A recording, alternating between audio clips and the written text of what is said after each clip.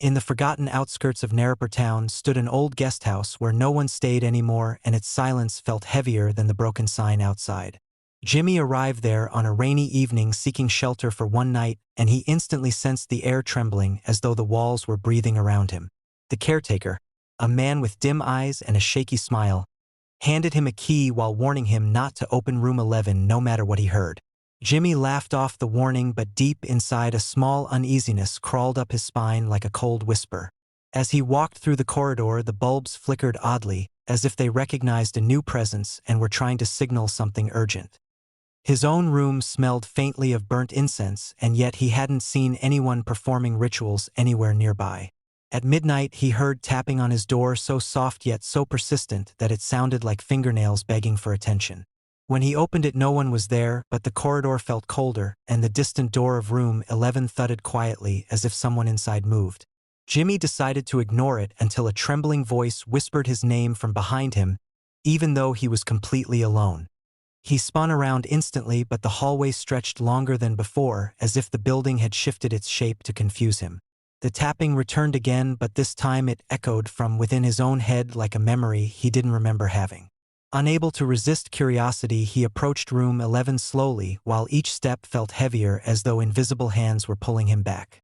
The door had strange scratch marks that formed no language yet conveyed a warning more powerful than words. A chilling whisper crawled out from the darkness calling, "Help me, before they return," as if someone was trapped between worlds. Jimmy stepped inside involuntarily, and the door slammed behind him so violently the floorboards shook like a heartbeat. The room felt endless, even though he knew it was small, and shadows moved across the walls without any source of light. A faint outline of a woman appeared in the corner with hollow eyes and a voice that trembled like broken glass. She revealed that she once stayed in that same room and vanished mysteriously while the caretaker pretended she never existed. Her spirit was stuck between fear and anger because something inside that guest house fed on the voices of those who cried for help. She begged Jimmy to expose the truth and free her soul before the darkness swallowed him next. The floor suddenly cracked open, revealing swirling shadows that rose like smoke, forming distorted human faces. Those faces whispered pleas for release, and their overlapping cries made the room vibrate like a giant drum of despair. Jimmy ran toward the door, but invisible arms grabbed his shoulders, forcing him to relive memories he never lived. In a burst of desperate strength, he shouted the woman's name, which she never told him, yet it came to his tongue as if planted in his mind. The shadows recoiled immediately, as if her name held power, and the door finally burst open, flooding the room with light.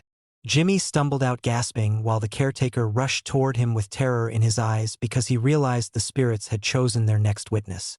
Behind Jimmy, the woman appeared one last time, smiling softly before dissolving into dust as though freed from an ancient chain. The guest house collapsed partially that same night, and the villagers claimed it was because the truth finally rose after years of forced silence. Jimmy left before sunrise with room 11's whispers still echoing in his mind, knowing that some voices disappear only when someone dares to hear them.